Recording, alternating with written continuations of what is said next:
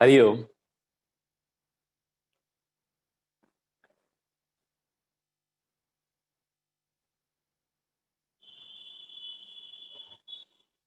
हम चर्चा कर रहे हैं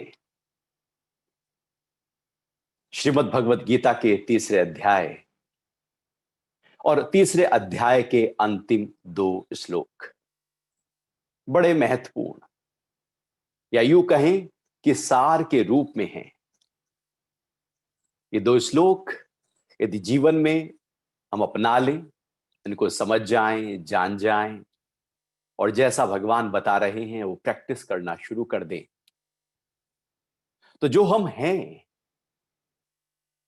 हम उसको अनुभव कर सकते हैं, उसको पा सकते हैं।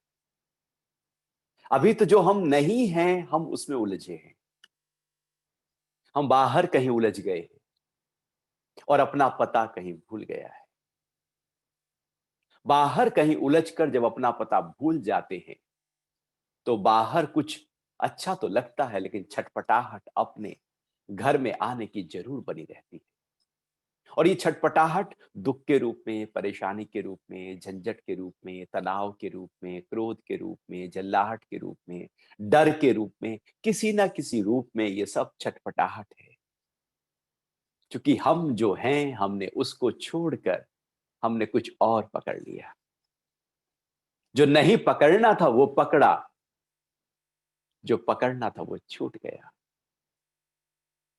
जब वो छूटा तो हमारा मन हिल गया, बुद्धि हिल गई, पूरे का पूरा व्यक्तित्व और पूरी ऊर्जा जो शरीर में संतुलित होकर, मन में संतुलित होकर बह रही थी, उसको हमने हिला दिया। तो आज भगवान श्लोक 42 चैप्टर 3 में बता रहे हैं कि स्थूल शरीर से इंद्रियां बलवान, सूक्ष्म और परे हैं। मन इंद्रियों से भी परे है, बुद्धि मन से भी परे है, किंतु बुद्धि से भी अत्यंत परे वह आत्मा है। अब धीरे धीरे भगवान गहराइयों की बात करते जा रहे हैं। ऊर्जा किस तरह से बहती है, कहां से बहती है, शक्ति कहां से बहती है, बल कहां से बहता है, जीवन की जीवंतता कहां से बह रही है। भगवान उसके हायरार्की की बात कर रहे हैं कि एक के ऊपर कौन है, उसके ऊपर कौन है। जब तक हम ये अच्छी तरह से समझ नहीं पाएंगे तब तक हम अपनी इंद्रियों को, मन को, बुद्धि को नियंत्रण में नहीं कर सकते, क्योंकि पता ही नहीं है कि उसके ऊपर कौन बैठा है। यदि ऊपर जो बैठा है हमने उसको नियंत्रण कर लिया तो नीचे जो है वो तो अपने आप नियंत्रित हो ही जाएगा। अब सबसे पहली बात भगवान कह रहे हैं कि जो इंद्रियां हैं ना हमारी, चाहे ज्ञानेंद्रियां हो, कर्मेंद्रियां हो, जिनसे हम ज्ञान प्राप्त करते हैं वो ज्ञानेंद्रियां हैं, जिनसे हम कर्म करते हैं वो कर्मेंद्रियां हैं। तो इस तरह से 5 ज्ञानेंद्रियां हैं और 5 कर्मेंद्रियां हैं और इनके पीछे मन है। तो ये जो इंद्रियां हैं ये अपने आप में है तो बहुत सक्रिय, विषयों की तरफ दौड़ती हैं, लेकिन मन के साथ रहकर दौड़ती हैं। बिना मन के साथ रहे इन इंद्रियों की अपनी कोई खास शक्ति नहीं है, कोई सत्ता नहीं है, कोई महत्व नहीं है, ये कुछ कर नहीं पाती। यदि इनके द्वारा हमें कोई ज्ञान प्राप्त करना है बाहर से तो मन उसके पीछे चाहिए ही चाहिए। इंद्रियां वही ज्ञान प्राप्त कर सकती हैं जिस इंद्रिय के साथ हमारा मन ठहरा हो, लगा हो।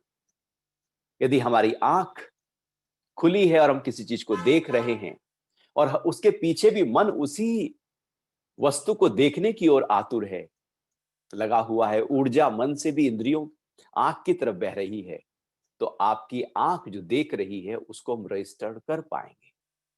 और यदि बुद्धि भी वहीं पर आ जाए तो उसको ज्यादा रजिस्टर्ड कर पाएंगे। और जब अहंकार भी वहीं पर आ जाता है तो उसको हम कहते हैं ये मेरा है, ये मेरा नहीं है। तो जिस स्तर पर पीछे से प्रवाह शुरू हो जाता है उतना ही गहरी बाहर के विषयों की छाप पड़ने लगती है। इंद्रियां यदि कंट्रोल करनी हो तो उसके मालिक को हमें देखना होगा। क्योंकि केवल इंद्रियों को वश में हम कहें कि हम अपनी आंखें हैं और ये आंखें जो हैं वो दिन भर काम करती रहती है, रूप देखती रहती हैं, सारा दृश्य, सारा जगत, सारी प्रकृति, सारा संबंध, सब कुछ इन्हीं आंखों के माध्यम से ही तो हुआ है। हम बाहर से संसार से जुड़े हैं तो इन्हीं आंखों के माध्यम से ही तो जुड़े हैं। और यदि ये आंखें ही ना हो तो हमारा बाहर का जो जगत है वो खत्म हो जाएगा, शांत हो जाएगा और मैं विरक्त हो जाऊंगा, मैं अनासक्त हो जाऊंगा। तो ऐसे करके यदि आंखों पर व्यक्ति पट्टी बांध ले, आंखों को फोड़ ले, आंख बंद कर ले, तो ऐसा नहीं है कि आंख बंद होने से उसकी जो बाहर से कनेक्शन है वो टूट जाएगा। आंख तो बहुत ही स्थूल स्तर पर कार्य कर रही है, एक बहुत ही बाहर का डिवाइस है, महत्वपूर्ण है लेकिन केवल महत्वपूर्ण नहीं। ऐसे ही कान है, नाक है, जीभ है, सारी इंद्रियां, हाथ है, पैर है। व्यक्ति कहे कि नहीं, मैं तो दिन भर सारे काम हाथों से करता हूं और इसी कारण से मैं सारा बंधन में आया और इसी कारण से तो मैं कर्म गलत करके पाप इकट्ठे किए। तो व्यक्ति यदि हाथ काट ले तो ऐसा थोड़ी है कि हाथ काट लेने से उसके पाप खत्म हो जाएंगे या वो आगे पाप नहीं करेगा। क्योंकि पाप तो स्थूल स्तर पर बहुत ही बाहर की चीज है, मन के स्तर पर, बुद्धि के स्तर पर तो वो चल ही रहा है। ऐसा थोड़ी है कि व्यक्ति अपना शिशन काट ले तो कहे कि मैं तो काम वासना से ऊपर उठ गया। काम वासना तो बहुत ही भीतर अंदर कहीं बह रही है।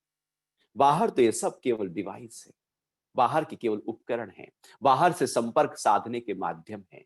लेकिन काम तो बहुत पीछे कहीं हो रहा है, विकार तो कहीं पीछे उठ रहा है, वासना और काम तो कहीं, इच्छा तो कहीं और गहरे स्तर पर अपना काम कर रही है। ये बाहर की इंद्रियां, इसमें वासना नहीं है। यदि पीछे मन और बुद्धि में वासना ना हो, काम ना हो, तो आपकी इंद्रियां स्वच्छ है, शुद्ध है, वो जा रही है लेकिन उसका कोई प्रभाव नहीं है। कोई वहां पर कर्म के फल नहीं बनाएंगी, कर्मों में जाएंगी लेकिन फल नहीं बनाएंगी, क्योंकि शुद्ध हो गई है। क्योंकि इंद्रियों में कोई अब ऐसा नहीं कि पीछे से भाव उठ रहा है कि इसको चीज को मैं पालूं, ये अच्छी है, ये बुरी है। तो चूंकि पीछे का भाव ही शुद्ध हो गया तो इंद्रियां अपने आप शुद्ध हो गई। यदि हम इंद्रियों को शुद्ध करने लगे तो इंद्रियां कभी शुद्ध नहीं होगी। शुद्ध करना हो तो उसके पीछे जाना होगा। इंद्रियों को ढक कर बैठ जाए उससे भी बात नहीं बनेगी। आंख, नाक, कान बंद करके बैठ जाए उससे भी बात नहीं बनेगी। क्योंकि मन में तो बुरा अंदर पड़ा है ना, हम बुरा बाहर नहीं देखेंगे लेकिन जो मेरे मन के अंदर बुरा पड़ा है उसका क्या। हम बुरा बाहर से नहीं सुनेंगे लेकिन अंदर जो मेरे मन में बुरे शब्द हैं उसका क्या। गहरे स्तर पर तो इंद्रियों से ज्यादा पीछे तो मन बैठा है। पकड़ना तो मन को है, ध्यान तो मन को देना है, वश तो मन को करना है। क्योंकि भगवान कह रहे हैं इंद्रियों से परे है, बलवान है मन हमारा। तो इंद्रियों का कोई दोष नहीं होता कि यदि हाथ ने कुछ गलत काम किया तो आप हाथ को पनिशमेंट दे लो, आंख ने कुछ गलत देखा तो आंख फोड़ लो, कान ने कुछ किया तो कान के साथ कुछ दुर्व्यवहार कर लो। ऐसा नहीं होता। ये शरीर के स्तर पर जो दुर्व्यवहार यदि हम करते भी हैं, पीड़ा यातना दी भी जाती है, ये तो बहुत ही स्थूल स्तर पर है। विकार तो कहीं अंदर मन में पड़ा है। क्योंकि मन में जो पड़ा है विकार, उसको हम कैसे यातना दें, इसलिए शरीर को यातना देते हैं, इसलिए जेल भी शरीर को भेजते हैं। क्योंकि मन तो आजाद है, जबकि किया था मन ने, भुगतता है तन। बॉस मन था, गलती मन की थी, हानि तन की होने लगती है क्योंकि जुड़ा पड़ा है। किया किसी और ने, भुगतता कोई और है। भगवान कह रहे हैं इंद्रियों से परे मन बैठा है और मन बलवान है, बलशाली है। क्योंकि मन से ही ताकत इंद्रियों को मिल रही है। इंद्रियों की अपने में कोई ताकत नहीं। जैसे आप कहीं व्यस्त हो, मन में कहीं खोए हुए हो और पास से कोई बहुत ज्यादा आवाजें भी निकल जाएं और कोई आवाज आपको दे रहा हो तो आप सुन ही नहीं पाएंगे और आप कहेंगे अरे, जब वो झल्ला के बोलेगा अरे कब से बुला रहे हैं तुमको, तुम सुनते ही नहीं हो, आपको कि मेरा ध्यान कहीं और था। तो शब्द हो रहे हैं, आवाजें हो रही हैं, लेकिन यदि मन कहीं और है तो आप उन आवाजों को सुन नहीं सकते। क्योंकि सुनने की शक्ति केवल यहां कान में नहीं है, बल्कि इसके पीछे गहरे स्तर पर जो इंद्रिय है और उसके पीछे जो मन है वहां से आ रही है। मन जब कान के साथ आएगा तो सुन पाएगा, मन जब आंख के साथ आएगा तो देख पाएगा, मन जब नाक के साथ आएगा तो सूंघ पाएगा। मन बिखरा हो, आपके पास बदबू हो या खुशबू हो, आप सूंघ ही नहीं पाएंगे। मन जहां जिस इंद्रिय पे होता है वही इंद्रिय काम करती है। चूंकि मन इंद्रियों का बॉस है, मन से ही इंद्रियों को ताकत मिल रही है, प्राण मिल रहा है, ऊर्जा मिल रही है, शक्ति मिल रही है। सब कुछ पीछे से आ रहा है, सप्लाई पीछे से हो रही है। इंद्रियों का कोई दोष नहीं, इंद्रियां निर्दोष है। भला कभी रेडियो का दोष थोड़ी होता है, सिग्नल की फ्रीक्वेंसी आपकी सही प्रकार से नहीं हो रही है तो रेडियो का दोष नहीं। दोष तो हमें देखना होगा कि कहीं कुछ ऐसा है जो पीछे हो रहा है। आप रेडियो को थोड़ी फोड़ोगे, रेडियो को फोड़ने से बात थोड़ी बनेगी। कुछ पीछे घट रहा है, उस फ्रीक्वेंसी को टैली करना होगा। भगवान उसी बात को यहां पर कह रहे हैं कि इंद्रियों का दोष नहीं, चूंकि इंद्रियों से बलवान मन है और मन से बलवान बुद्धि है। इस प्रकार से एक क्रम भगवान बता रहे हैं। और जीवन में जितना हम पीछे पीछे जाते चले जाते हैं, उतना ज्यादा हमारी कीमत बढ़ती चली जाती है। जैसे कोई बाहर से बहुत सुंदर हो और उसी सुंदरता के कारण से शादी की हो, लड़का सुंदर हो या लड़की सुंदर हो, तो बाहर से तो सुंदर है, लेकिन उसका मन अच्छा नहीं, मन बिखरा है, मन में इरिटेशन है, झगड़ा है, क्रोध है, चिड़चिड़ापन है, उद्विग्नता है, तेरा मेरा है, निंदा है, अहंकार भरा हुआ है। तो शादी बाहर से शरीर सुंदर होने पर भी लंबे समय तक टिक नहीं पाती। फिजिकल डाइवोर्स नहीं तो मेंटल डाइवोर्स तो हो ही जाता है। क्योंकि वो जो शुरू में बाहर जो इंद्रियों के स्तर पर, शरीर के स्तर पर सुंदरता है, वो कुछ समय के लिए काम करती है, उसके बाद उसकी कीमत खत्म है। कीमत धीरे धीरे पीछे के स्तर की है। जितना ज्यादा हम पीछे के स्तर को सजाते संवारते चले जाएंगे, उतना हम कीमती होते चले जाएंगे। इसलिए जो बाहर के सुंदरता वाले लोग होते हैं उनको फ्रंट डेस्क पर बैठा दिया जाता है, रिसेप्शन पे बैठा दिया जाता है, भैया आप बस अपनी, और उनको रिस्पॉन्स के लिए बाहर के लिए भेजा जाता है कि आप सुंदर हो, इसलिए एक अट्रैक्शन पैदा होगा। केवल बाहर के स्तर पर, वो बाहर का स्तर जो है वो कुछ समय के लिए तो लुभाने वाला होता है, लेकिन उसके बाद मन सधा हो और बाहर भी सदा हो तो उसकी वैल्यू बढ़ जाती है। और ऐसे में बुद्धि भी बहुत ही कुशल हो, कुशाग्र हो तो वैल्यू और बढ़ जाती है। जैसे जैसे हम पीछे के स्तर पर चले जाते हैं, कीमत बढ़ती चली जाती है। तो भगवान कह रहे हैं कि इंद्रियों से परे जो है वो मन है। अपने इस मन को ध्यान देना है। मन को सजाओ, मन को संवारो, मन को सुंदर करो। जैसे जैसे मन सुंदर होता चला जाएगा, आप इंद्रियों से जो प्रयोग कर रहे थे वो भी वैसे ही वैसे बेहतर होता चला जाएगा। मन में ही यदि शुद्धता है, पवित्रता है, तो आप इंद्रियों से जो व्यवहार करोगे वो उसी भाव से करोगे। मन में यदि प्रेम है तो इंद्रियों से जो व्यवहार है वो प्रेम से होगा। मन में क्रोध आ गया तो इंद्रियों से व्यवहार भी क्रोध से होगा। इसलिए जब व्यक्ति क्रोध करता है तो उसकी आंखों में भी क्रोध झलक जाता है, नाक के फुंदने एकदम बड़े हो जाते हैं, जुबान पर एकदम शब्द बिखर जाते हैं, सब कुछ अंदर से बाहर की तरफ प्रवाह आना शुरू हो जाता है। व्यक्ति प्रेम में होता है तो उसकी वाणी में मधुरता आ जाती है, नेत्रों में कोमलता आ जाती है, हाव भाव में पूरी तरह से पता लग जाता है कि कोई है। तो अपने मन को ध्यान देना है। मन चूंकि इंद्रियों से ज्यादा शक्तिशाली है, बलवान है, परे है। इंद्रियों को फोकस नहीं करो, मन को ताकत दो। मन को कैसे ताकत दे? तो मन को ताकत देने के लिए फिर भगवान आगे के अध्यायों में ध्यान की विधि का वर्णन करते।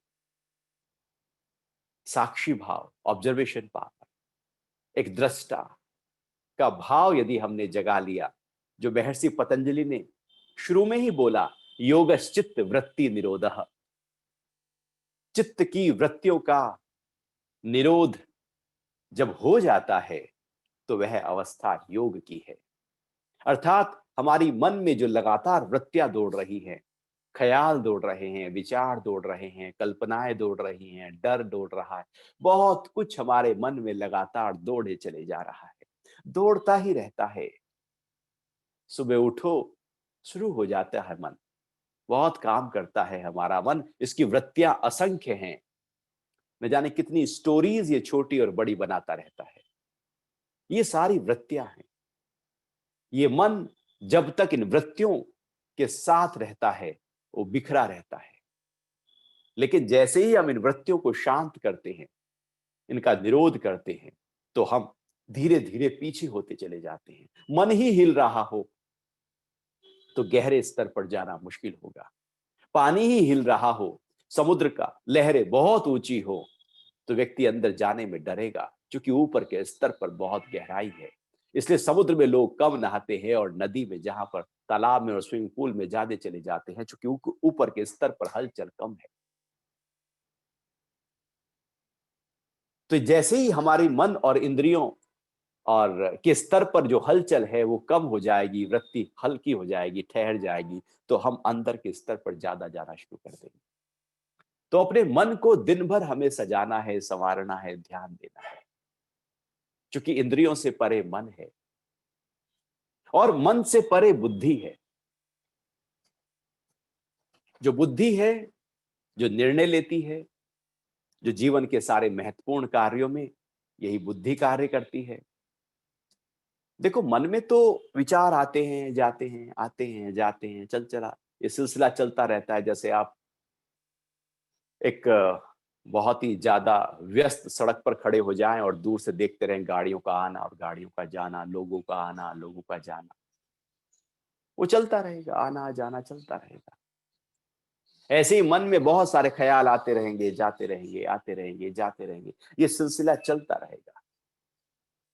ऐसा नहीं कि ये सिलसिला थम जाएगा, ये सिलसिला ज्यों का त्यों चलेगा। लेकिन बुद्धि जो है वो चूंकि मन की बॉस है, तो ऐसे में बुद्धि निर्णय लेगी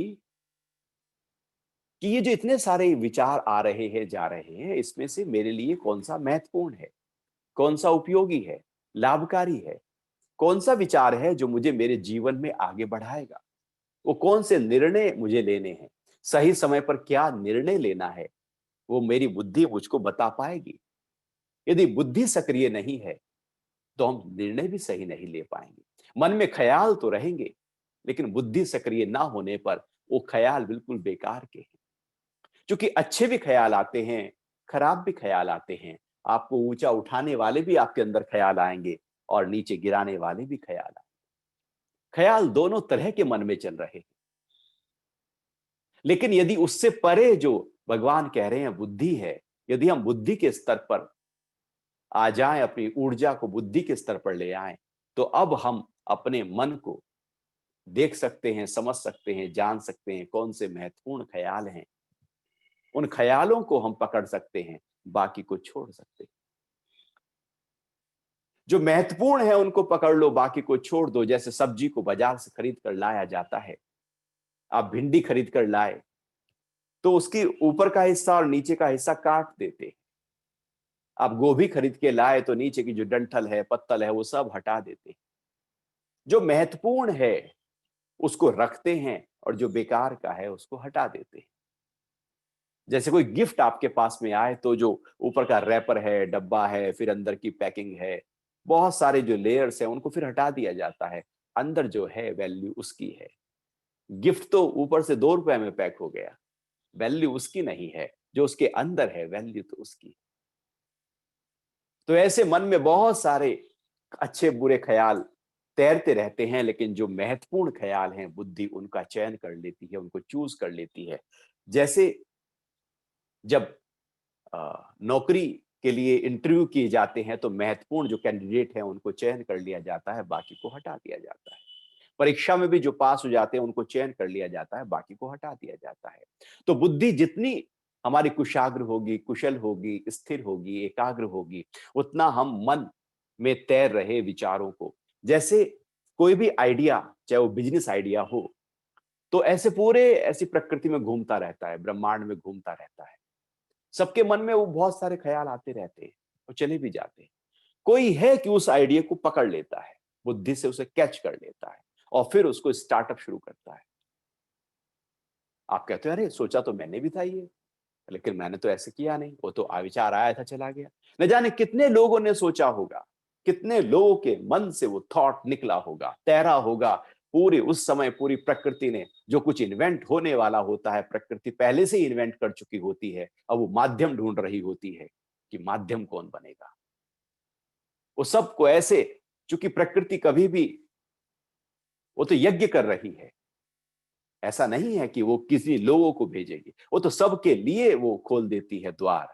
जो पकड़ ले, जो कैच कर ले, तो जैसे जो झप ले। तो बस ऐसे ही कोई आइडिया जिसका बुद्धि पूरी कुशाग्र होती है, वो मन में तैरते हुए 50-60 हजार आइडियाज में जो बेस्ट होता है उसका चयन कर लेती है। तो चूंकि मन से ऊपर बुद्धि है, इसलिए यदि हमने बुद्धि को अपनी बहुत ध्यान दिया, ताकत दी, इसलिए हम बुद्धि को, हम गायत्री मंत्र का जाप जो करते हैं और इतना परंपरा से चला आ रहा है, सबसे महत्वपूर्ण जो मंत्र है गायत्री मंत्र है। गायत्री मंत्र भी बुद्धि के लिए है। धीमहि, मतलब बुद्धि का विकास हो, बुद्धि का विस्तार हो, बुद्धि में एकदम ऐसे फैलाव आ जाए, बुद्धि में सत उतर जाए, सब कुछ बुद्धि के लिए है। यदि बुद्धि जिसकी ज्यादा कुशाग्र होती है, उसकी जीवन में वैल्यू ज्यादा होती है। जो केवल शरीर से बाहर से स्तर पे सुंदर होते हैं, उनको रिसेप्शन में बैठा दिया जाता है कंपनीज में। जो थोड़ा सा मन को बेहतर कर लेते हैं, उनको मैनेजर बना दिया जाता है। और जो बुद्धि के और कुशल स्तर पर होते हैं, उनको डायरेक्टर बना दिया जाता है। और कुशल स्तर पर जाते हैं, सीईओ बना दिया जाता है। जितने स्तर पर ऊंचे चले जाते हैं बुद्धि के, उतना ज्यादा पोजीशनिंग उनकी बेहतर होती चली जाती है। ऐसा नहीं है कि बाहर की सुंदरता, इंद्रियों की सुंदरता के कारण से उसको सीईओ बना दिया जाए, हो ही नहीं सकता। जीवन में वैल्यू हमारी बुद्धि की है। जितना बुद्धि हमारी कुशल होती चली जाएगी, इसलिए जीवन में जितना हम ध्यान शरीर के बाह्य सुंदरता पर देते हैं, उतना ध्यान यदि बुद्धि की कुशलता पर दिया जाए, बुद्धि की एकाग्रता पर दिया जाए, बुद्धि के ठहराव पर और बुद्धि के विकास पर दिया जाए, उतने ज्यादा हमारी वैल्यू बढ़ने लगती है। तो बुद्धि महत्वपूर्ण है, और बुद्धि ज्ञान में भी महत्वपूर्ण है, संसार में भी महत्वपूर्ण है। जब ये बुद्धि पूरी तरह से संसार में लगती है तो हम बाहर के क्षेत्र में आगे बढ़ जाते हैं, और वही बुद्धि जब अध्यात्म और अंतर और आत्म भाव की तरफ लगती है तो हम उस क्षेत्र में आगे बढ़ जाते हैं। ये बुद्धि ही है, जब बाहर जाती है तो बाहर हमें आगे बढ़ा देती है, अंदर की तरफ जाती है तो अंदर बढ़ा देती है। इसलिए सम बुद्धि योग गीता के दूसरे अध्याय में बात कही गई है।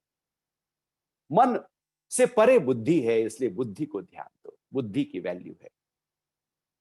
जैसे हम एक 4 माला की बिल्डिंग हो, यदि आप नीचे के माला में रहें, नीचे के फ्लैट में रहें, तो वहां से व्यू कम होगा। सेकंड लेयर पे आ जाएं, सेकंड फ्लैट मतलब सीढ़ी पर चढ़ के ऊपर आ जाएं, तो वहां से व्यू थोड़ा अच्छा होगा। आप तीसरी मंजिल पर आ जाएं, वहां थोड़ा और ज्यादा अच्छा होगा। चौथी मंजिल पे और ज्यादा अच्छा होगा। जितना ऊपर बढ़ते चले जाएंगे, उतना आप विशाल होते चले जाएंगे।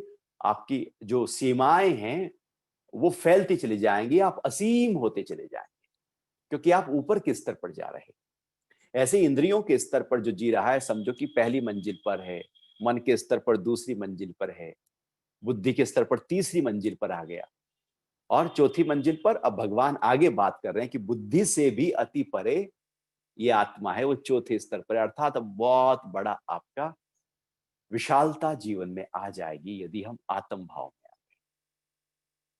तो बुद्धि की वैल्यू है। अपनी बुद्धि को, जितना मन सधा होगा उतनी बुद्धि सधी होगी, जितनी इंद्रियां सधी होंगी उतना मन सधा होगा। इसलिए हम त्राटक का अभ्यास करते हैं। इसलिए संतुलन के जितने भी योग के आसन हैं वहां पर अपनी इंद्रियों को, अपनी आंखों को एक जगह फोकस करते हैं। आप कभी बैठ जाना और अपनी आंखों से किसी सामने एक बिंदु के ऊपर देखना शुरू करना। तो जैसे जैसे आपकी आंखें उस बिंदु के ऊपर टिकना शुरू हो जाएंगी, वैसे वैसे शरीर में जो हलचल थी वो ठहरनी शुरू हो जाएगी। आप शरीर के स्तर पर एकदम ठहर जाएंगे और जैसे जैसे वो आपकी आंखें और फोकस होती चली जाएंगी, आप पाएंगे आपका मन वैसे ठहरने लगा। और जैसे मन ठहरने लगा और पीछे के स्तर पर और ठहराव आ गया। तो बाहर जो इंद्रियां हैं वो मन को ठहराने के लिए, मन बुद्धि को ठहराने के लिए और बुद्धि आत्मा तक पहुंचाने के लिए ये सहायक हैं। तो जैसे जैसे इनको हम ध्यान देते चले जाते हैं वैसे वैसे ऊंचाइयों पर बढ़ते चले जाते हैं। और भगवान कह रहे हैं इंद्रियों से परे मन, मन से बुद्धि और बुद्धि से अति परे जो है वह आत्मा है। तो इंद्रियों को आत्मा नहीं मानना, मन को नहीं मानना, बुद्धि को नहीं मानना, इनसे परे है। यदि हम वेस्टर्न फिलॉसफी में जाएं तो वहां पर वो माइंड तक ही पहुंच पाते हैं, मन तक ही पहुंच पाते हैं और मन से परे वो समझ ही नहीं पाते। और हमारी भारतीय संस्कृति, भारतीय सभ्यता और भारतीय दर्शन और साहित्य में तो आरंभ से ही आत्मा सर्वोपरि रही है और मन तो बहुत ही निचले स्तर पर कार्य करता है। तो भगवान कह रहे हैं कि मन जो है उससे परे बुद्धि और बुद्धि से भी परे आपकी आत्मा है। और जो अंतिम श्लोक है वहां पर पूरी तरह से एकदम निचोड़ आ गया है।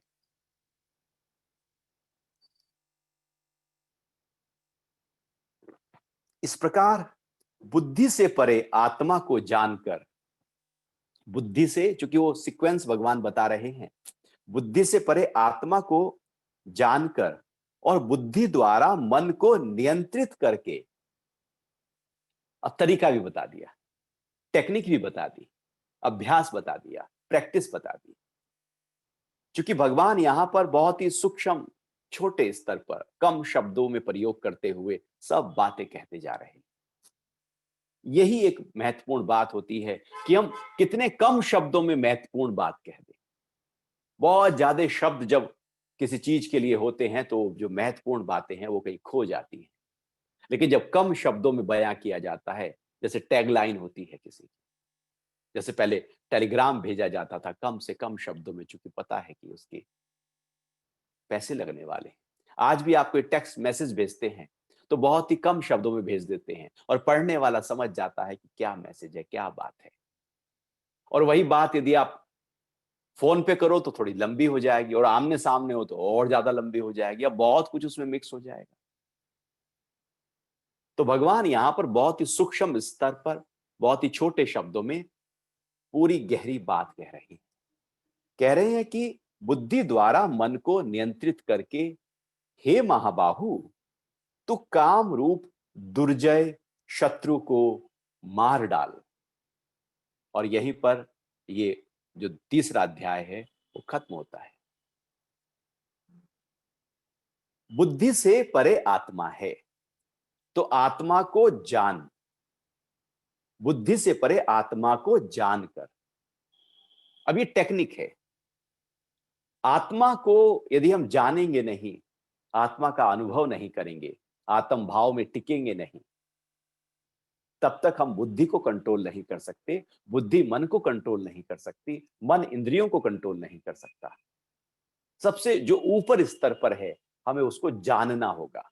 कंट्रोल करने का तरीका बताया, जानना, केवल ज्ञान हो जाना, केवल एकदम पता हो जाना कि मैं शुद्ध बुद्ध चैतन्य आत्मा हूं। जानकारी ही काफी है, ज्ञान ही काफी है। अज्ञानता क्या है कि पता नहीं, ये अज्ञानता है। पता है, ये ज्ञानता है। जानना ही ज्ञान है और बिना जाने जीवन को जीते रहना अज्ञान है। पता ही नहीं है उसकी गहराई का, वही अज्ञान है। और पूरी गहराई का पता है तो वह ज्ञान है। तो भगवान कह रहे हैं कि आत्मा को जानना है। तो कैसे जानेंगे आत्मा को? यदि हम इंद्रियों के स्तर पर रहेंगे तो कैसे जानेंगे आत्मा को? हम मन के स्तर पर रहेंगे और मन में ही ख्यालों में घूमते रहेंगे, पास्ट के ख्यालों में घूमते रहेंगे, फ्यूचर के ख्यालों में घूमते रहेंगे, तो कैसे जानेंगे आत्मा को? मन में वही डर पड़ा रहेगा, क्या होगा कल, लोभ पड़ा रहेगा और कैसे आ जाए, जो मैं चाहता हूं वो कब हो जाए, तो कैसे जानेंगे आत्मा को? या पास्ट की कोई दुख पड़े हों, ग्लानि पड़ी हो, कुछ पीड़ा पड़ी हो पास्ट की, तो कैसे जानेंगे आत्मा को? जी रहे हैं मन के स्तर पर और जानने की कोशिश आत्मा की है, तो वो हो नहीं सकती। मन के स्तर पर जीने से केवल हम मन की ही बाल की खाल निकाल सकते हैं, उसके ऊपर नहीं जा सकते। और यदि हम निर्णय निर्णय और केवल निर्णय ही करते जाते हैं, तो भी बाहर की तरफ हम बुद्धि के स्तर पर जो व्यक्ति जी रहा होता है, बुद्धि ही उसको फिर नुकसान देना शुरू कर देती है। ज्यादा बुद्धिमान लोग कभी भी जीवन में प्रसन्नता को प्राप्त नहीं होते। बहुत मुस्कुराते हुए, एकदम खिलखिलाते हुए, एकदम ऐसे ठहाके लगाते हुए, हल्के एकदम व्यक्ति नहीं होते, क्योंकि वो बुद्धि बुद्धि उनको भारी कर देती है। बुद्धि में विद्वत्ता आ गई है और उस विद्वत्ता में अहंकार आ गया है और उसी कारण से वो भारी हो जाते हैं। इसलिए ज्यादा बुद्धिमान लोग कभी भी प्रसन्न मालूम नहीं दिखाई देते। तो बुद्धि में रहते हुए हम आत्मा को कैसे जानेंगे? तो भगवान कह रहे आत्मा को जानकर फिर निचले स्तर पर सबको जान लेगा, सबको कंट्रोल कर लेगा, नियंत्रित कर लेगा। तो आत्मा को जानने के लिए हमें परे जाना होगा, इंद्रिय से परे जाना होगा, मन से परे जाना होगा, बुद्धि से परे जाना होगा। और जब हम ध्यान में बैठते हैं, अपने साथ बैठते हैं, तो हम यही तो करते हैं। हम शरीर को एकांत एकदम ऐसे ठहरा देते हैं, एकांतवास करते हुए। तो शरीर से परे जाते हैं, इंद्रियों को शांत करते हैं, शरीर को बिना हिले डुले बैठ जाते हैं, आंखों को बंद कर लेते हैं। तो इंद्रियों से, शरीर से परे गए, अब हम इंद्रियों से पास आए, इंद्रियों को शांत किया, अब मन में जो चल रहे ख्याल हैं उनसे परे जाते हैं। फिर बुद्धि के, जो मन में बुद्धि में पड़े हैं विकार, वासना, काम, उनसे परे जाते हैं और धीरे धीरे परे चले जाते हैं। और एक समय ऐसा आता है कि हम अपने स्वरूप में, शून्यता में, पूर्णता में टिक जाते हैं। एक समय ऐसा आता है कि अब हम एक अंदर गहराई में आनंद का अनुभव कर रहे होते हैं। वो आनंद मेरे भीतर कहीं बह रहा है, हम उसको कहीं बाहर ढूंढ रहे हैं।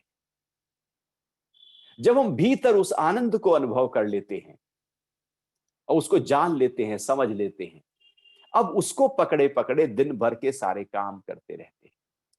फिर हमारा ध्यान जो है वो दिनचर्या में घटने लगता है। आपके द्वारा सारे जो एक्शन हैं, सारे जो कर्म कर रहे हैं, किसी भी स्तर पर आप कर रहे हो, बस ऑब्जर्वेशन पावर को अपनी हम बढ़ाते जाते हैं। दृष्टा भाव को, साक्षी भाव को पूरी तरह से सजग होकर, होश में रहकर अब हम दिन भर के कृत्य करते रहते हैं। जब होश जग जाए भरपूर तरीके से, 100% एकदम अवेयर हो जाएं, अलर्ट हो जाएं।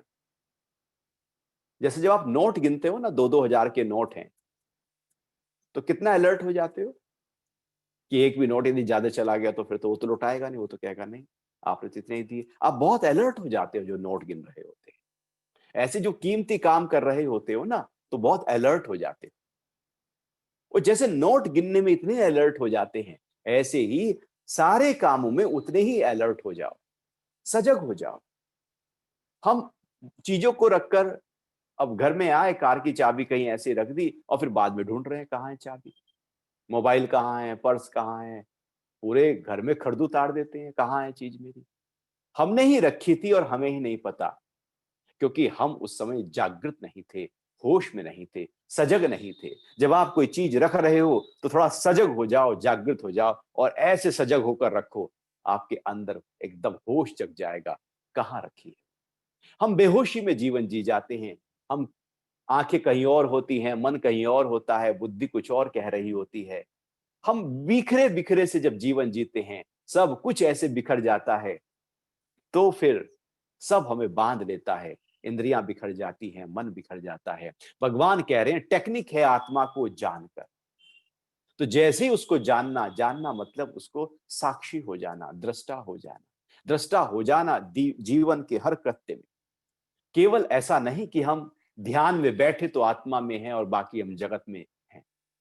तो ध्यान में तो व्यक्ति 10 मिनट बैठेगा, 15 मिनट बैठेगा, आधा घंटा बैठ जाएगा, 1 घंटा बैठ जाएगा, चलो बहुत हुआ तो 2 घंटे बैठ जाएगा। अब बाकी फिर बाकी के 22 घंटे फिर तो जगत में है ना, वहां तो ध्यान हुआ नहीं। तो भगवान कह रहे हैं कि वो प्रैक्टिस है, लेकिन जो आपकी दिन भर जो है, जो सारे क्रियाकलाप हो रहे हैं, वहां पर उस सजगता को बनाए रखना है। तो आत्मा को जानकर और बुद्धि द्वारा मन को नियंत्रित करके, अब बुद्धि से मन को नियंत्रित करना है। अब एकदम, अभी भगवान ने उससे पहले नीचे से ऊपर गए थे भगवान, अब ऊपर से नीचे आ रहे हैं भगवान। कितना खूबसूरती के साथ में भगवान कह रहे हैं कि ये इससे परे, ये उससे परे, वो उससे परे। अब उससे निचले स्तर को कंट्रोल करना हो तो ऊपर को पकड़ना होगा, उससे नीचे कंट्रोल करना हो तो उसके ऊपर को पकड़ना होगा। सीढ़ियां वही हैं, वही ऊपर ले जाती हैं हमको और वही नीचे ले आती हैं हमको। इंद्रियां भी वही हैं, मन भी वही है, बुद्धि भी वही है। उन्हीं से हम काम की तरफ जा सकते हैं, भोग की तरफ जा सकते हैं, और उन्हीं से हम योग की तरफ जा सकते हैं। वही वृत्तियां क्लिष्ट हो सकती हैं, वही वृत्तियां अक्लिष्ट भी हो सकती हैं। वही बंधन के कारण बन सकती हैं, मन, बुद्धि और इंद्रियां, और वही मुक्ति के कारण भी बन सकती हैं। मुक्ति के कारण कब बनेंगी?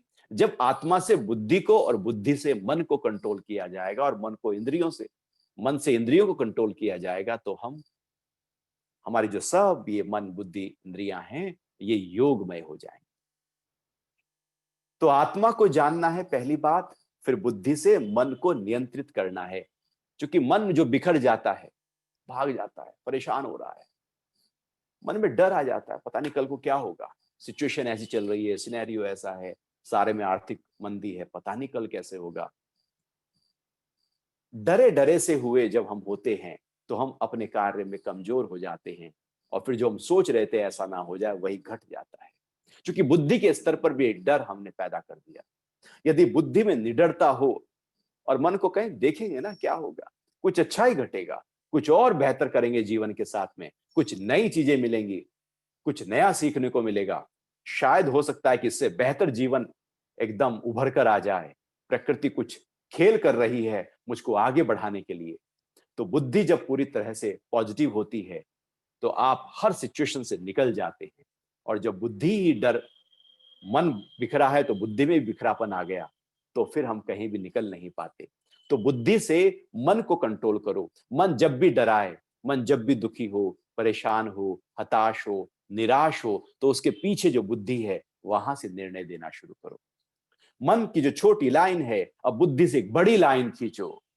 बुद्धि की बड़ी लाइन जब खिंच जाएगी, तो वो मन का जो डर है वो छोटा हो जाएगा। क्योंकि बड़ी लाइन हमने निर्भयता की, निडरता की खींची है। बुद्धि में जो, मन में जो दुख आ गए हैं, हमने बुद्धि से सुख की बड़ी लाइन खींची है।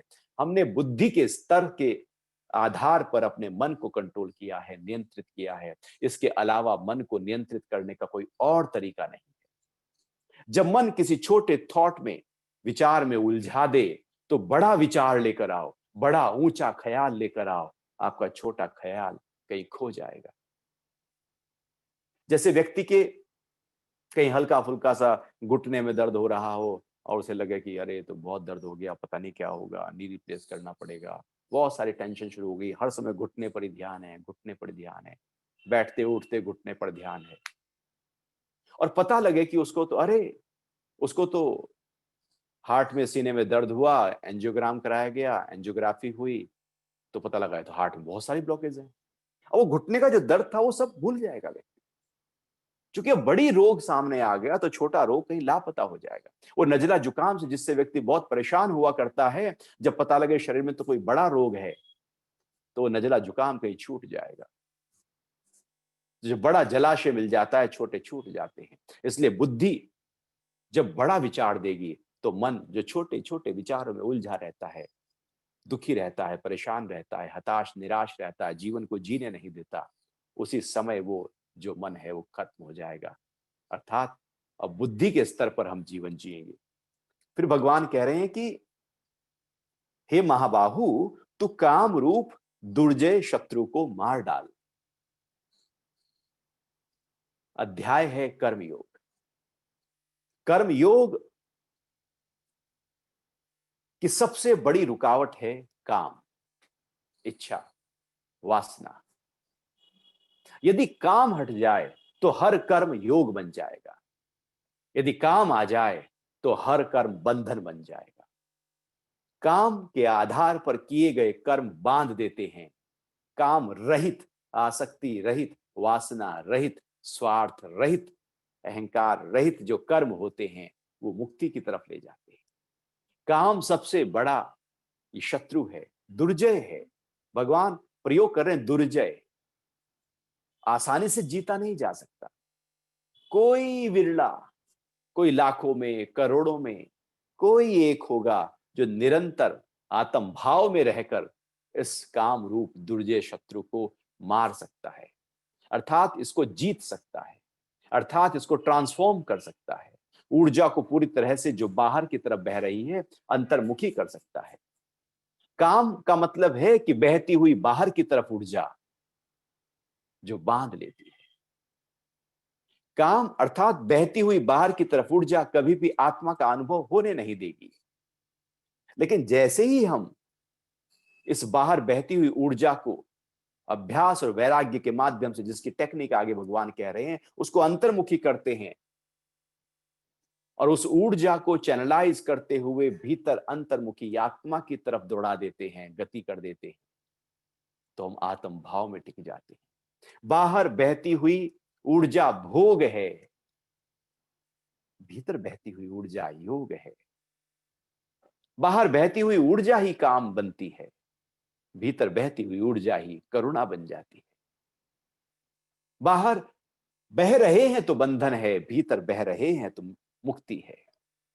तो इस जो काम रूपी दुर्जय शत्रु है, भगवान ने शत्रु नाम दिया है। शत्रु मतलब जो मुझे मेरे स्वरूप तक पहुंचने नहीं दे रहा, मुझे मेरा जो अपना पता है, मैं जो हूं वहां तक टिकने नहीं दे रहा, रुकावट बनकर खड़ा हो गया। इतना बड़ा शत्रु बना खड़ा है, जाता ही नहीं है। जो बिछुड़े हैं पियारे से, भटकते दर बदर फिरते, हमारा यार है हम में, हमन को होशियारी क्या। जब हम उससे बिछुड़ गए हैं अपने स्वरूप से, तो सारा दुख है, सब एकदम बिछुड़न है, उसकी तड़फ है। ये शत्रु के रूप में काम रास्ते में खड़ा है और हमें अलगाव कर रहा है, डिवोर्स कर दिया है मेरे ही अपने से। लेकिन जैसे ही हम आत्म भाव में आते हैं तो भगवान कह रहे हैं कि आत्म भाव में आकर बुद्धि, बुद्धि से मन, और फिर हे महाबाहु इस काम रूपी दुर्जय शत्रु को मार डाल। अब यदि आप काम को मारना चाहोगे तो काम नहीं मरेगा। आप दब सकता है कुछ समय के लिए, आप उसको ऐसे दबा सकते हैं। और ऐसे ही होता है, ऐसे ही होता है कि व्यक्ति के अंदर काम वासना बहुत है, सोचता है कि चलो मैं जंगल में जाता हूं, वहां पर कोई होगा नहीं तो सारी वासना खत्म हो जाएगी। ऐसा थोड़ी होता है कि वो वासना चली जाएगी। यदि स्त्री सामने नहीं तो वासना खत्म है। वो तो आप 10 साल बाद लौट कर आएंगे तब भी वासना जू की त्यों है, 20 साल बाद आएंगे तब भी जू की त्यों है। और यदि वही रहेंगे तो वहीं पर ही काम वासना में मन दौड़ता रहेगा। जिस चीज से भागोगे वो चीज और पकड़ लेगी, जकड़ लेगी। बाहर से तो इसका नाश किया ही नहीं जा सकता, इसको खत्म किया ही नहीं जा सकता। इसको खत्म करने के लिए इसके ऊपर के स्तर पर जाना पड़ेगा। वही टेक्निक भगवान काम को मारने की टेक्निक बताई कि इंद्रियों से परे मन, मन से परे बुद्धि, बुद्धि से परे आत्मा। और हे अर्जुन, जो बुद्धि से परे आत्मा है उस आत्मा को जानकर बुद्धि को नियंत्रित कर, बुद्धि से मन को नियंत्रित कर और फिर काम को मार। एक तरीका है, एक क्रम है। सीधा हम पकड़े काम को और इस वासना को खत्म करना है, ये इतना क्रोध क्यों आता है, इतना लोभ क्यों है, इतना विकार क्यों है। कभी क्रोध को खत्म करने से क्रोध खत्म हुआ है? व्यक्ति चाहते, सभी चाहते हैं कि मेरा क्रोध खत्म हो जाए, लेकिन वो झुका त्यों खड़ा रहता है? वो हो ही नहीं सकता, क्योंकि क्रोध को खत्म करने के लिए क्रोध में रहकर क्रोध को खत्म नहीं किया जा सकता, उसके ऊपर के स्तर पर जाना पड़ेगा। और वही स्तर भगवान यहां पर बता रहे हैं जो हमें ध्यान की गहराइयों के माध्यम से प्राप्त हो सकता है। तो इस तरह से आज ये तीसरा अध्याय यहीं पर पूर्ण होता है। कल हम चौथे अध्याय की शुरुआत करेंगे। चौथा अध्याय ज्ञान कर्म संन्यास योग नाम से है। तो तीसरे अध्याय से संबंधित आपके जो प्रश्न हो, अभी हम उस पर चर्चा कर सकते हैं।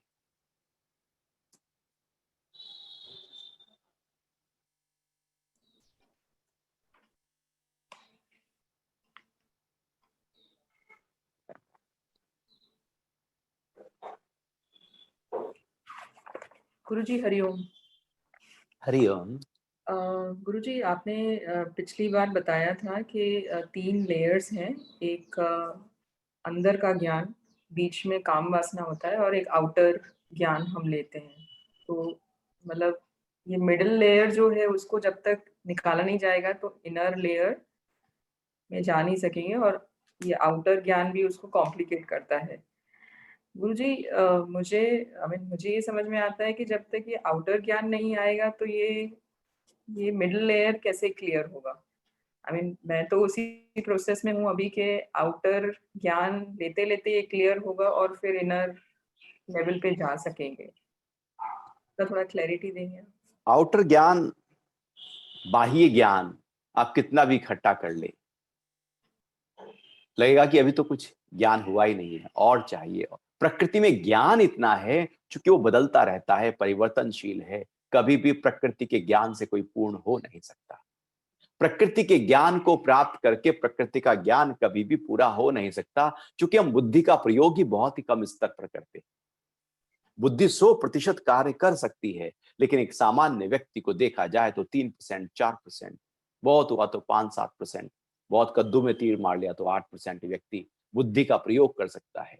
बाहर का ज्ञान इतना है, उसको हम अपनी बुद्धि में समा नहीं सकते, क्योंकि वो जो परिवर्तनशील ज्ञान है, तो उसको ज्ञान को प्राप्त करते करते उम्र बीत जाएगी। भगवान यहां पर तरीका बता रहे हैं कि यदि हमने केवल बाहर इंद्रिय और मन के माध्यम से बाहर का ही ज्ञान प्राप्त कर लिया, तो फिर कुछ समय बाद में आप एकदम ओल्ड हो जाएंगे, ज्ञान पूरी तरह से अपडेट नहीं हो पाएगा, क्योंकि आपको तो अपडेट हमेशा बनाए रखना होगा ना अपने आप को बाहर के ज्ञान के लिए। तो डिवाइसेस में यही होता है। 1 महीने पहले आपने कोई टेक्नोलॉजी खरीदी, आप अब देखें तो वो पुरानी हो चुकी है, वो तो रोज नया वहां पर हो रहा है। बाहर के ज्ञान में कोई अपडेट नहीं हो सकता, अप टू डेट हो जाए ऐसा नहीं होगा। हाँ, यदि हम अंदर के ज्ञान में उतर गए तो बाहर के ज्ञान में अप टू डेट हम हो सकते हैं, क्योंकि अंदर के उस ज्ञान से ही विज्ञान प्रकट हो रहा है। यदि हम केवल बाहर बाहर बाहर को सजाते रहे, संवारते रहे, तो उम्र बीत जाएगी, लेकिन उसका कुछ नतीजा नहीं आएगा।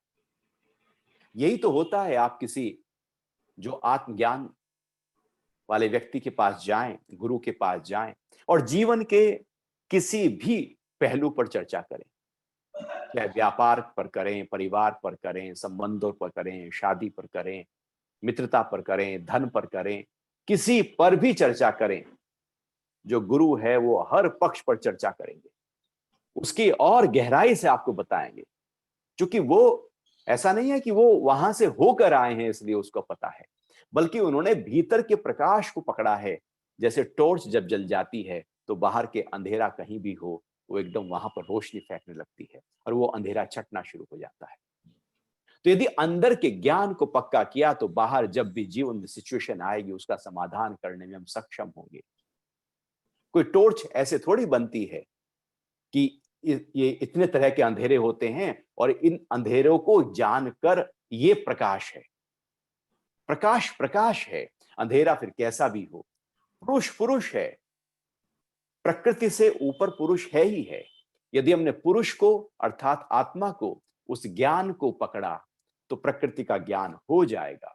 हमारे ऋषियों को धरती पर बैठकर आकाश, चंद्रमा, तारों का ज्ञान कैसे हो पाया था? इतने शास्त्र लिखे, कैसे लिखे? ज्योतिष की सारी गणनाएं आज भी आप देखो कि 1 साल पहले बता दिया जाता है उन ज्योतिष की गणनाओं के आधार पर कि ग्रहण कब लगेगा, किस घड़ी लगेगा। आप देखेंगे मिनट भी जू का त्यों होता है। एक विज्ञान तय कर दिया था हमारे ऋषियों ने, यहां बैठकर वहां का, पूरी प्रकृति का ऐसा कोई क्षेत्र नहीं रहा जो एक जगह ज्ञान में उतरकर उस क्षेत्र की नॉलेज उन्होंने ना ली हो। जितना भीतर जाते जाते हैं बाहर की नॉलेज उतनी ज्यादा खुलती चली जाती है, लेकिन जितना बाहर की नॉलेज में जाने लगते हैं वो भीतर की जो नॉलेज है वो कहीं बंद होती चली जाती है, क्योंकि सारी ऊर्जा हमने केवल बाहर की तरफ लगा दी। यदि वो ऊर्जा भीतर की तरफ लगाई हो तो बाहर जैसे ही किसी भी क्षेत्र में जाएंगे, छोटी सी बहुत ही कम समय में आप हर चीज को समझते चले जाएंगे, क्योंकि बुद्धि में क्लैरिटी पहले से ही आ चुकी है। क्लैरिटी बुद्धि में है, बुद्धि में चाहिए। तो बुद्धि की क्लैरिटी भगवान कह रहे हैं आत्मा से आएगी। आत्मा को जानकर बुद्धि को जो तू समझेगा जानेगा, फिर बुद्धि से मन को जानेगा, मन से इंद्रियों को जानेगा, फिर इंद्रियों से व्यवहार करेगा, तो पूरा जीवन क्लैरिटी के साथ होगा।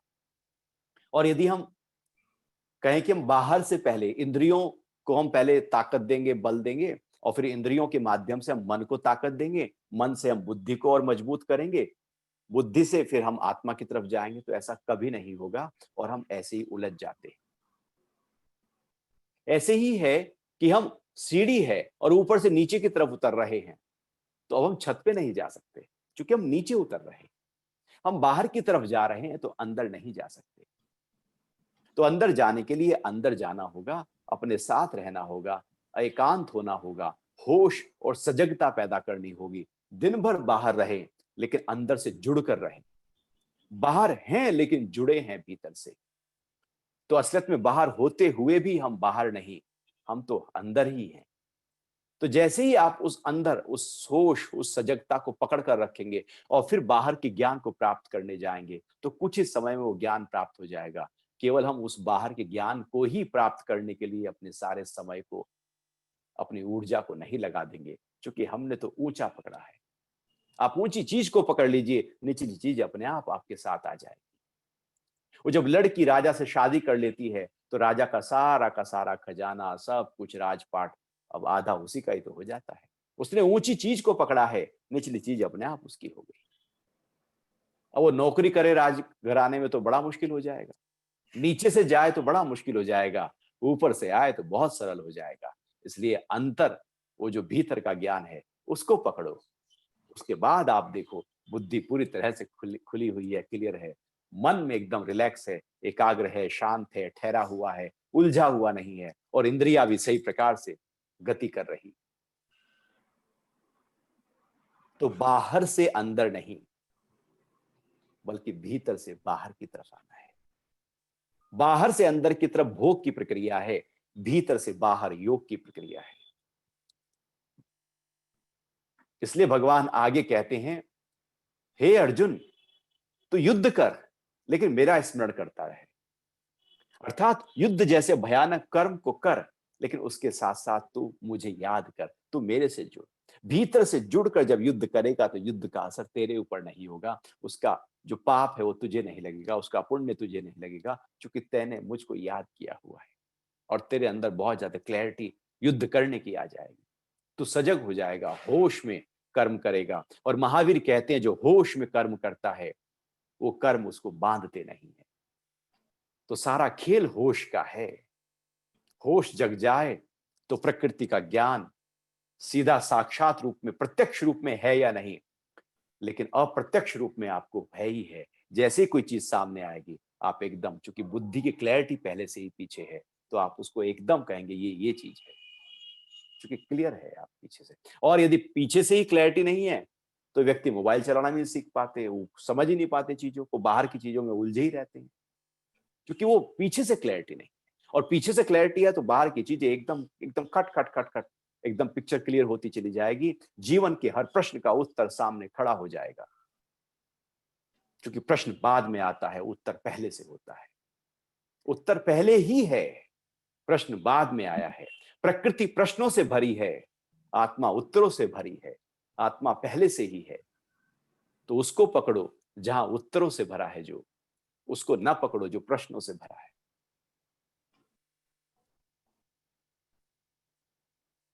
जी, थैंक यू गुरुजी। वेलकम जी।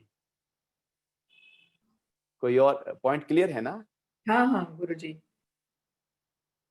गुरुजी एक और क्वेश्चन था, अगर हाँ किसी और हाँ को ना हाँ हो तो जी फिर मैं पूछती हूँ, अगर कोई और पूछना चाहे तो। जी जी, पूछिए ना प्लीज। गुरुजी आपने 3 गुणों के बारे में भी बताया, सत्व, रजस और तमो। आपने कहा कि वो गुण हमको चलाते हैं, 3 गुण हमको चलाते हैं। पर एज़ अ शरीर या इस मनुष्य भी तो उनको कंट्रोल कर रहा है ना। आई मीन अगर हम बहुत मतलब स्थिर नहीं हैं और फिर डिसाइड करते हैं, जैसे समझ में आता है कि बुद्धिमान जो भी है वो स्थिर नहीं है, फिर जब हम ध्यान करते हैं, तो वो किसने डिसाइड किया? वो मैंने डिसाइड किया है कि नहीं अभी मुझे स्टेबल होना है और मुझे सत्व गुण लाना है। तो वो डिसाइड करने वाला कौन है? मैं ही हूँ ना, मतलब ये शरीर ही है ना, या नहीं, कौन है, क्या है वो ये? जो 3 गुण हैं, हुँ, 3 गुण हमको चलाते हैं। यदि आप गुणों को चलाना चाहते हैं और आप कहते हैं कि मुझे अभी सतोगुण की वृद्धि करनी है, मुझे रजोगुण की वृद्धि करनी है, मुझे तमोगुण से ऊपर उठना है या तम गुण में जाना है, तो वो जो गुणातीत अवस्था है आपकी भीतर, वो डिसाइड करती है और वो उन गुणों को ऊपर नीचे करती है। आपका शरीर गुणों को कंट्रोल नहीं कर सकता। यदि वो कर सकता तो आप बैठ जाएं आंखें बंद करके शरीर के स्तर पर और शरीर से कह दो कि मैं हिलूंगा नहीं। आप देखो कितनी देर तक आप नहीं हिलोगे। वो रजोगुण आपको हिला देगा, मक्खी आएगी घूमते हुए, मच्छर आएगा, खा जाएगी नाक में, कान में, कमर में, स्टिफ हो जाएगा पैर, वो विद्रोह पैदा हो जाएगा, शरीर एकदम बगावत कर देगा। क्योंकि आपने बहुत ही ऊपर के स्तर पर गुणों को कंट्रोल करना चाहा, वो हो नहीं पाएगा। वो होगा थोड़ी देर के लिए। आप कहें कि मैं थोड़ी देर अभी प्रार्थना करना चाहता हूं, ध्यान करना चाहता हूं, पूजा पाठ में जाना चाहता हूं, आपका सतोगुण बढ़ाया, लेकिन आप सतोगुण यदि ऊपर के स्तर पर आपने चाहा कि सतोगुण बढ़ जाए, तो कुछ समय के लिए वो रहेगा, उसके बाद वो फिर मन भाग जाएगा। लेकिन यदि आपने गुणातीत अवस्था भीतर जो आत्म भाव है, आपने वहां से वहां में टिककर अब आप गुणों को कंट्रोल कर सकते हैं। गुणातीत अवस्था ही गुणों को कंट्रोल कर सकती है। गुण में शरीर भी तो गुण से ही बना है ना। गुण गुण को कंट्रोल कैसे करेगा? गुण गुणों में बरत सकता है, वश में नहीं कर सकता। तो शरीर भी गुण से बड़ा है। यहाँ हर सेल गुण से बना है, हर पदार्थ गुण से बना है। छोटे से छोटा खून का एक कतरा भी, उसमें सत्व रज तम 3 गुण है। तो कौन कंट्रोल करेगा? कंट्रोल करने के लिए कोई ऊपर की चीज चाहिए जो नीचे के स्तर को कंट्रोल कर सके। तो जो गुणातीत अवस्था हमारी हर समय है ही है, जो आत्म भाव हमारा हर समय है ही है, हमारा ध्यान उधर नहीं है, बात अलग है, लेकिन वो है। जब हम उस भाव में आकर गुणों को कंट्रोल करते हैं तो गुण कंट्रोल में हो जाते हैं, व्यवस्थित होने लगते हैं, बैलेंस होने लगते हैं। फिर आप लंबे समय तक ध्यान में बैठ सकते हैं। फिर रजोगुण आपका कुछ बिगाड़ नहीं पाएगा, आपको नींद भी नहीं आएगी, तमोगुण कुछ नहीं कर पाएगा, क्योंकि आपने गुणातीत स्थिति को पकड़कर संकल्प वहां से लिया है। जब दृढ़ संकल्प, मतलब ऊपर की स्तर से जब संकल्प लिया है, तो आप गुणों को कंट्रोल कर सकते हैं। बाहर के स्तर पर गुणों को कंट्रोल नहीं किया जा सकता। ऐसे में मन विद्रोह कर देता है। आप ध्यान में बैठना चाहो तो मन भी बहुत सारे ख्यालों को लेकर आएगा, विचारों को लेकर आएगा और विद्रोह कर देगा मन। शरीर विद्रोह कर देगा, बुद्धि विद्रोह कर देगी, हर स्तर पर इंद्रियां विद्रोह कर देंगी। इसलिए हमें ध्यान में बैठने नहीं देती। थोड़ी देर में कहती है उठो उठो उठो, हिलो हिलो डुलो, आंख खोलो देखो। क्योंकि हमने बहुत ऊपर के स्तर पर गुणों को कंट्रोल करना चाहा, जहां से वो होगा नहीं। इसलिए जितना भीतर जाते चले जाएंगे, उतना ही हम अपने गुण को कंट्रोल करते चले जाएंगे, उनको वश में करते चले जाएंगे, गुणातीत होते चले जाएंगे और मेरे अनुसार गुण कार्य करेंगे और गुण गुणों में बरतते रहेंगे। कोई प्रॉब्लम नहीं है। गुण तो ठीक है, परफेक्ट है। शरीर को चला रहे हैं, मन को चला रहे हैं, सारी क्रियाकलापों को 3 गुण ही तो चला रहे हैं। ये बेकार नहीं, ये तो सहायक है जीवन की उस यात्रा में। लेकिन वो सही प्रकार से चले, सही समय पर सही चले। जब जो कर्म कर रहे हो उसी के अनुसार गुण चले, तो वो सही तरीका आ जाएगा, क्योंकि ड्राइवर आपके हाथ में है, गुणातीत अवस्था आपकी है।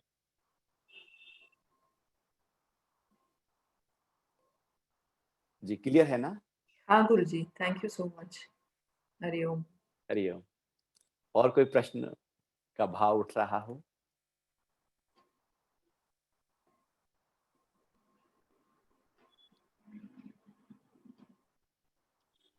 गुरुजी एक प्रश्न है, अभी आपने कहा कि बाहरी स्तर को छोड़ के अंदर स्तर, पर अंदर स्तर की स्थिति आएगी कैसे कि हम अंदर स्थिति से माने पूजा पाठ या वो करें? अभी तो बाहरी स्तर पे ही है, अंदर की स्थिति कैसे पता लगेगी? जब आप अपने साथ रहना शुरू करेंगे, एकांत में आना शुरू करेंगे, ध्यान करना शुरू करेंगे, बैठ अकेला 2 घड़ी प्रभु के गुण गाया कर, मन मंदिर में काफिरा झाड़ू रोज लगाया कर। बाहर की सफाई कर लेते हैं, नहाते हैं, धोते हैं, ब्रश करते हैं, आंख साफ करते हैं, बाहर पर बहुत ध्यान देते हैं। ऐसे ही अंदर के साथ भी बैठकर अंदर की सफाई करना शुरू करें। इसलिए ध्यान की प्रक्रिया है, जब हम इसलिए प्रार्थना की प्रक्रिया है। अपने साथ बैठ जाओ, बस कोई विचार नहीं, कोई ख्याल नहीं। ध्यान की 112 विधियां हैं, आगे हम उनकी चर्चा करेंगे धीरे धीरे, जब जब जैसे जैसे आवश्यकता होगी। कैसे आप ध्यान करें फिर? तो अपने साथ बैठकर केवल सांसों पर ध्यान करना शुरू करो, फील करो सांसों को। तो जैसे ही आप दिन भर के सारे काम कर रहे हो, तो अपने को फील करते हुए काम करो। मतलब आप हैं, आपकी सजगता है, आपका होश है, अब आप काम में रत हो रहे हैं। ये अंदर से जुड़ना हुआ। आप बाहर ही बाहर हैं, अंदर जुड़े ही नहीं, तो अंदर से हमारा परिचय कभी हुआ ही नहीं। अपने आप से ही हम अपना दर्शन कभी किया ही नहीं है। हम तो बाहर के स्तर पर जी गए। वो बाहर के स्तर पर जी जाने से बात नहीं बनेगी। तो इसलिए अपने साथ बैठो, जब भी मौका मिले आंख बंद करके अपने साथ बैठो। जगत की चीजें जगत बाहर छोड़ दो, मन के ख्याल छोड़ दो, बुद्धि के निर्णय संशय छोड़ दो। बस बैठ जाओ शांत होकर और निहारो अपने शरीर को, प्रेम करो अपने शरीर को, देखो अपने सांसों को, सांसों के आने को, सांसों के जाने को, और सांसों में बहते हुए जीवन को। हर श्वास मेरे जीवन के लिए एक सिग्नेचर है परमात्मा का। हर श्वास जीवन है, हर जो श्वास आती है वो जीवन है, जो जाती है वो मौत है। न जाने अगली आए या ना आए। तो देखो ऐसे श्वासों को जो मुझे जीवन दे रही हैं, जीवन दायिनी है। तो जब आप अपने साथ बैठो और इस जीवन को अनुभव करो कि कब श्वास अंदर गया और कब बाहर आया। अंदर गया तो क्या हुआ, बाहर आया तो क्या हुआ। तो धीरे धीरे अपने साथ आप, जैसे बाहर का म्यूजिक आपको अच्छा लगता है, बाहर घूमना फिरना अच्छा लगता है, ऐसे ही जब अंदर के साथ जुड़ना शुरू करोगे तो अंदर के साथ रहना अच्छा लगना लगेगा। रुचि की बात है, जहां रुचि जग जाए बात बन गई। यदि अंदर के साथ रहने की रुचि जग गई तो आप अंदर रह सकते हैं, अपने स्व के भाव में रह सकते हैं, और फिर सारे काम करते हुए आनंद का अनुभव कर सकते हैं। क्योंकि आनंद तो भीतर बह रहा है। बाहर तो सब सुख है, दुख है, मान है, अपमान है, लाभ है, हानि है, जय है, पराजय है, राग है, द्वेष है, सब उलझने हैं, सब जोड़े हैं, द्वंद्व है। अंदर निर्द्वंद अवस्था है, अंदर शांति है, आनंद है। वो तब होगी जब भीतर अपने साथ बैठना शुरू करेंगे। हम बैठते हैं अपने साथ मोबाइल खोल लेते हैं, बैठते हैं अपने साथ टीवी खोल लेते हैं, बैठते हैं अपने साथ कहीं और चले जाते हैं। हम कुछ और करने बैठते हैं तो कुछ काम याद आ जाता है, हम बाहर ही में उलझे रहते हैं। आंख बंद करके बैठे, मन ने कोई काम याद दिला दिया, हमने कहा वाह कितना अच्छा हुआ, ध्यान ने तो हमें काम याद दिला दिया। ध्यान तो कितना अच्छा है, मतलब ध्यान में भी हमने काम ही तो याद आया ना। अपने साथ तो हम बैठे ही नहीं। अपने साथ बैठ जाओ, सहज हो जाओ, शांत हो जाओ, एकाग्र हो जाओ। जहां से जीवन बह रहा है वहीं से ही नहीं जुड़े, तभी तो दुख है जीवन में। जुड़ जाओ वहां से जहां असीम शांति है। तो अपने साथ थोड़ा समय निकालकर जरूर बैठा करें। जब भी लगे मौका है, समय है, बैठ जाओ। हरिओम।